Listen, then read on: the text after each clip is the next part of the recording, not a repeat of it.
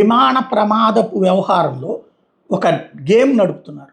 విమానం పైకి లేచాకనే దానికి ముందు పక్షి అన్నారు, లేకపోతే పైలట్లని అన్నామంటేనేమో పైలట్లు హైలీ ఎక్స్పీరియన్స్డ్, వేల కిలోమీటర్లు నడిపినటువంటి వాళ్ళు. కానీ ఇప్పుడు ఆ సంస్థలు ఏదైతే అమెరికన్ సంస్థలు కదా, వీళ్ళు ఒక ప్రాపగాండా బిగిన్ చేశారు. పైలట్ల ఫెయిల్యూరు, వాళ్ళ వార్డ్స్ చూస్తే, వాళ్ళ టాక్ చూస్తే అన్నటువంటి. అక్కడ ఏముంది అందులో? విమానం బయలుదేరే ముందు ఇంజన్లు బాగానే ఉన్నాయి, ఆయిల్ బాగానే ఉంది, క్వాలిటీ ఆయిలే, ప్లస్ అన్నీ కరెక్ట్గానే ఉంది. అది పైకి ఎగరడం ప్రారంభించాక ఆయిల్ సరఫరా ఆగిపోయింది, లాక్ అయిపోయింది.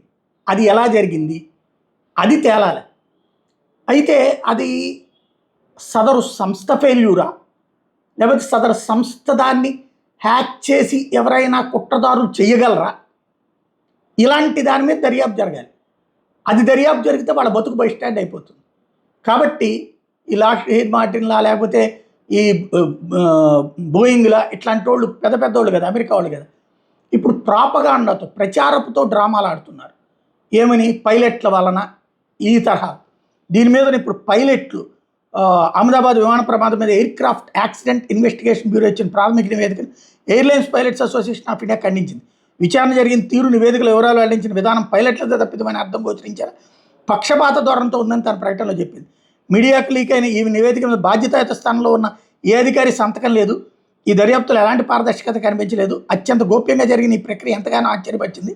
నిపుణులైన మరీ ముఖ్యంగా లైన్ పైలట్, షెడ్యూల్ పైలట్ నడిపేవాళ్ళు ఆ దర్యాప్తులో భాగం కాలేదంటూ అల్ఫా అధ్యక్షుడు సామ్ థామస్ ప్రకటించారు. విమానం ఇంధనం స్విచ్ల అనుకోని కదలికలు దుర్ఘటన కారణం అంటూ వచ్చినటువంటి ఈ అంశాన్ని మీదన దిగ్భ్రాంతి వ్యక్తం చేశారు. అసలు విషయం తేలకుండా ఎట్లా అన్నటువంటి పాయింట్ని ప్రొజెక్ట్ చేసుకొచ్చారు. స్పష్టత కావాలి అంటూ పైలట్లు నినదిస్తున్నారు. అందుకనినే ఇటు రామ్మోహన్ నాయుడు కూడా తాజాగా మన పైలట్లు చాలా ఎక్స్పీరియన్స్డ్ అంటూ చెప్పుకొచ్చే ప్రయత్నం చేశారు.